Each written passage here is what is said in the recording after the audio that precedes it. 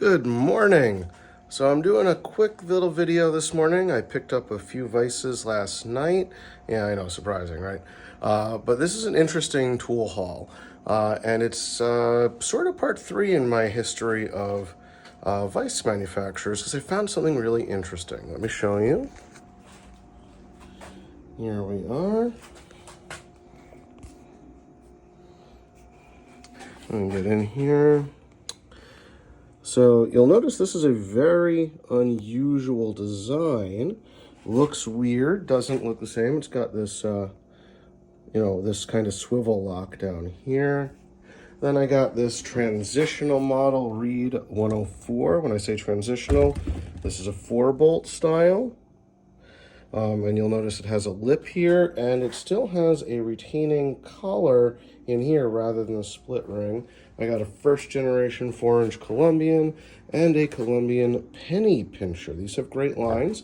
I actually have another one up here that I've already done in the hammered copper and silver. This one might end up being black with some fun color lettering, but we'll see how that goes. But anyway, so what I want to talk about here is this Dropfo. So that Dropfo stands for Drop Forge. It was made by the Fulton Drop Forge Company from around 1913 to 1927. There was a previous company that had the patent for this beforehand. They were based out of Akron, Ohio, or Fulton, Ohio.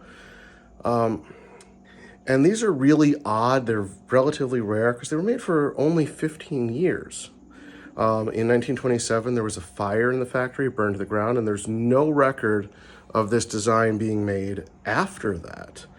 So these don't come up very often. There's, from what I've been able to find out, there's a 3-inch version, a 4-inch version, a 4.5-inch version, and a 5-inch version. I'm not sure if there's a 6-inch version, and there were some stationary and there were swivel. From what I understand, most of what we see surviving are swivel versions.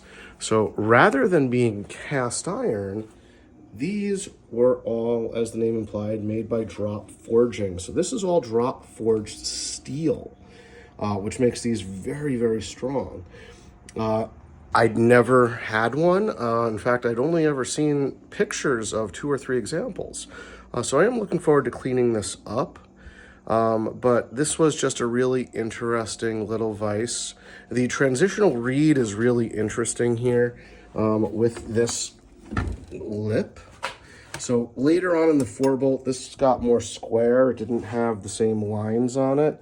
And this retention collar was changed to a split ring in here to retain the meatball, changing the overall look to what I have over here in this Reed 104.5. Notice that this is completely flat.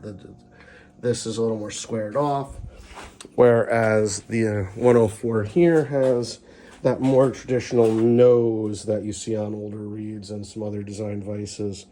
The Columbian pennypincher just has that great Art Deco look. Let me bring over this one. I made this one into a showpiece. This isn't for use. This is for fun. I mean, it's a great little vise. It'll do everything you want it to. But this is pure. This one is purely for collecting because it's freaking cool. And I'm going to match it up with its little brother here. You can see a lot of the original red paint. Up here you can see some grind marks and file marks, a little chipping. I'm going to make that pretty. And then this Columbian, I mean, these Columbians are kind of bulletproof. They will work so well. They're a very underrated vise, but they are considered some of the greatest workhorses out there. Here's that Parker number 4 still. Yeah, I know I need to get to work on it. And here's one of the very first ones I ever restored is a standard 3.5. Yeah, I know I painted the jaws. Big mistake. Wasn't supposed to do that. I painted here. Did a bad job. But listen, it's like the second one I ever painted, so I was learning, and I'm still always learning. But anyway, I just wanted to pop in this morning and show these guys off, and now it's off to work for me. See you later.